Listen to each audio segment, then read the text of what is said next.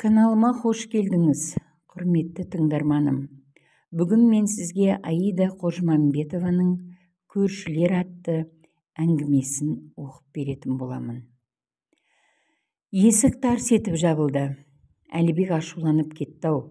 Ішінен күбірлеген Нағима орнынан ауыр қозғалып тұрды. Екі бөлмелі үйдің аяқ шешетін есік жақтан бастап төргі үйге дейін балалардың ойыншығы, көр жермен толып, шашылып, бықсып кеткен. Ас үйге келді. Жуылмаған ыдыстар тау болып үйіліп қалыпты. Ыдыстың аз болғаны да жақсы екен ғой.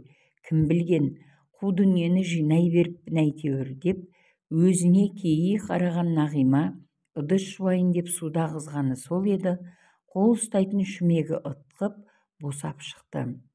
Бірінші рет емес бұл. Алдында да шығып, зорға дегенде қайта кигізіп еді. Су шырылдап ағып тұр.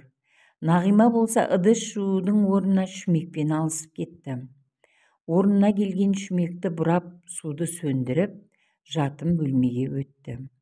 Екі баланың төсегі көптен бері қағылып жиналмай, ыбырсыған неше түрлі кәмпиттің қағазы, нанның қоқымы дегендей қоқырсыққа толып қалған. Бірі мектепке барады, екіншісі өзімен бірге өте мазасыз бала. Кішісі Айдана көрпесін ашып тастап ұйықтап жатыр екен. Үлкенін әкесі сабаққа алып кеткен. Қой, Айдана тұрмай тұрып, мен де аздап жантайып алайын. Терезе түбіндегі төсегіне келді. Аз ғана мызғып аламын деген, қайдағы қатып ұйықтап қалыпты. Есіктің шырылынан оянып кетті. Айдана төсегінде жоқ. Жүрегі тас төбесіне шыққан келіншек ас үйге басын сұғып еді. Айдана қаперсіз, қоқыс салатын шелекті төңкеріп ойнап отыр. Есік де шырылдауын қояр емес. Әлібек көрсе тағы да ашуланатын болды. Қызын тұрғызып жіберіп, қоқыс салатын шелекті орнына қойып, жанталаса шашылған заттарды жиып шелекке сала бастады. Осы кезде ұялы телефоны да безектей жөнелді. Шелекті жүре көтеріп, қолымен қалтасындағы телефонына үңілген. Жаным деп тұр екен. Бұл жазу Нағимаға жаналғыш деп жазылғандай шошытты. Есікке жеткенше жолдағы ыбырсығандарды қолымен тере жүріп, есікке жетті. Есікті ашқаны сол екен, түтігіп кеткен, қолында баланың сөмкесі мен азық салынған пакеті бар Әлібек кірді. Артында ұлы Айдар бар. Не болды сонша?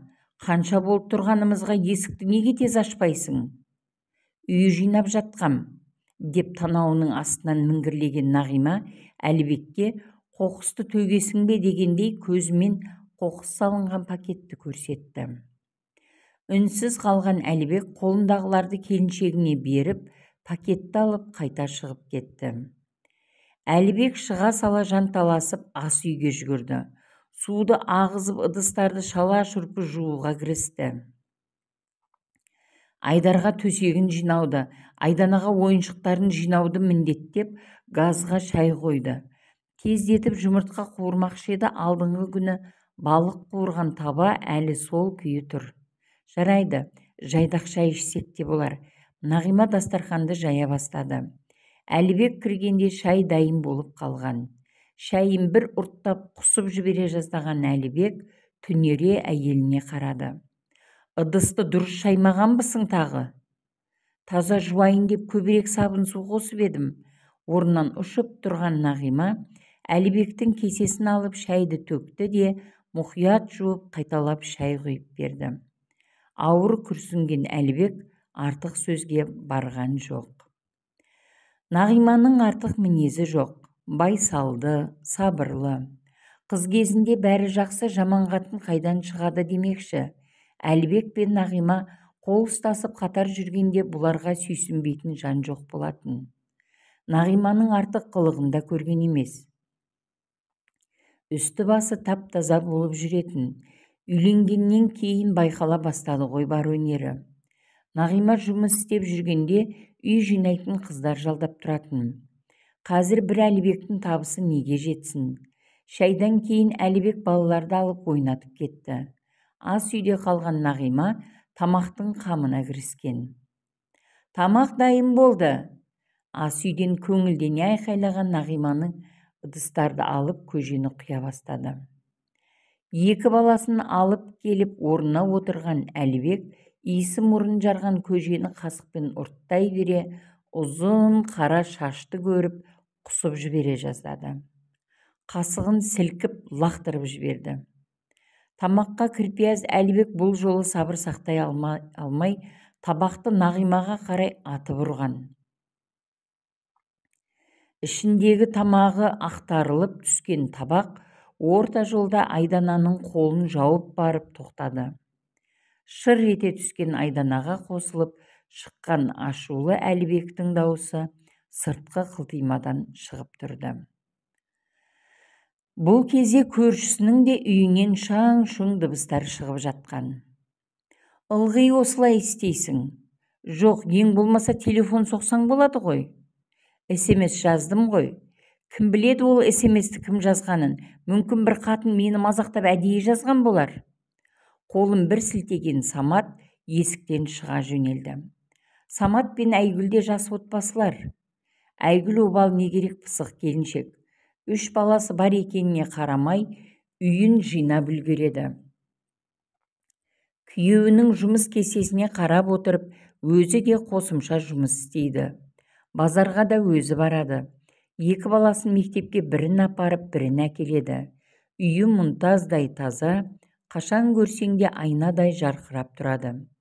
Бір кемшілігі, көп сөйлеп Саматқа артпайтын кінәсі жоқ. Самат жұмыстан келе жатқанда Айгүл ашулы болмаса екен деп тілеп келетіні жасырын емес. Жоқтан өзгені сөз қылып, әйтеуір бір ілік тапса болды. Саматтың 2 аяғын бір етікке тығып сөйлеп отырады. Бүгінгі ұрыстың басы Саматтың достарымен кеше біраз түнге дейін қыдырғаннан шыққанды. Әйеліңнен қорқасың деп жаман намысына тиетін достары Саматты үнемі мазақтайды. Самат білмеді емес, білді Айгүлдің тым қызғаншақ, қытымыр мінезді екендігін. Бірақ білгенде тым кешеді. Айгүлдің аяғы ауырлап қалған. Көршісі Әлібектің үйін ата-енесі, яғни Нағиманың әке-шешесі алып берген. Әлібек үйдің иесі сияқты Нағима екі сөйлетпейді. Бұл үйде керісінше үйді Саматтың ата-анасы алып берсе де, Самат Айгүлге кіріптар сияқты жүргені. Саматтың ата-анасы бұлардың көзінше ұрсысып көргені есінде жоқ. Өз бөлмелеріне тығылып алып күбірлесе ұрсып тұратын. Кейін анасы көзі бұлаудай болып шығатын. Айгүл болса балалардан еш қымсынбайды. Қашан көрсе де бір ұрысты дайындап отырғаны. Балалары да зәрезап. Сәкіге келіп отырып қалтасын қармаған темекісі үйде қалып кетіпті. Арғы жағында отырған Әлібек темекісін ұсынды. Ашумен қолы дірілдеп кеткен Саматтың көзіне жас тығылып қалды. Бала кезінде біреулер еш себепсіз ұрысса, осылай тығылып қалатын. Әлібек көршісіне мүсіркей қарап отырып, өзіне мырс ете түсті. Біреу мүсіркейтін жағдайы бардай. 2 көрші қас қарайғанша бір қорап темекіні тауысып үнсіз отырды. Темекі біткесін асықпай орындарынан тұрды. Пәтерге жеткенде 2 көрші бір-біріне қарап, «Жаңа жыл құтты болсын, бізге келсеңдерші, жоқ бізге келіңдер», десті. Иә, жаңа жыл да келіп жеткен еді. Үйге кірген Самат кінәлі адамдай қипақтап, аяғын шешпей біраз әуреленді. Бұл кезде ас үйде Айгүл балаларының сабағын тексеріп жатқан. Айгүлдің қадағалауымен балалары үздік ақ. Тақпақ айтып жатқан іңкарға сүйсіне қараған Самат қызының басынан сипады. «Тамақ ішесің бе?» «Жоқ», Айгүлдің дауысы жарқын шығады. «Тамақ үстінде жаңа жылда көршілерін шақырсақ, бірге қарсы алсақ деген ойын айтқан еді». Айгүл қарсы болмады. Жаңа жылда 2 отбасы бірге қарсы алды. Екі үйдің балаларына бірдей ойыншықтар әкелген Әлібек Аяз ата болса, бәріне тақпақ айтқызған Айгүл Ақшақар рөліне енді. Шуылдап түнгі 12-ні болдырып, барлығы бірге салют атты. Кештері өте көңілді өтті. Кеш соңында келесі жылды да осылай қарсы алайық деп тарқасқан. Бірақ тағдыр бұларға басқаша тосынсый дайындап қойған екен. Арада біраз айлар өтті. Ата-анасының ықпалымен Нағима тәуір жұмысқа тұрды. Және үйіне балаларды сабағына апарып әкеліп тұратын, үйді жинап тамақ жасайтын көмекші қыз алған.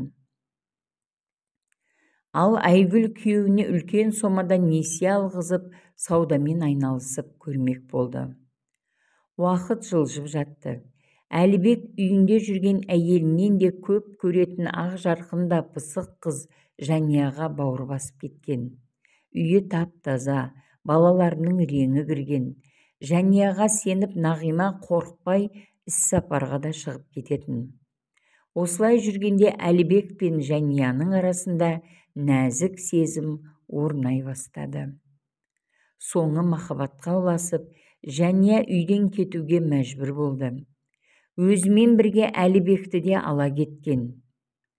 Көршісі Айгүл базардан дүңгіршек ашып алды. Бұрынғыдай күйеуін бақылай алмайтын болды. Бұрынғы ма, енді жай телефонын алмағанның өзіне айғайласып ұрыс шығаратынды. Алайда кезекті ұрыстың соңы орны толмас өкінішке апаратынын ешкім білген жоқ. Үйден ашуланып шыққан Самат кафеге барып отырып әбден ішті.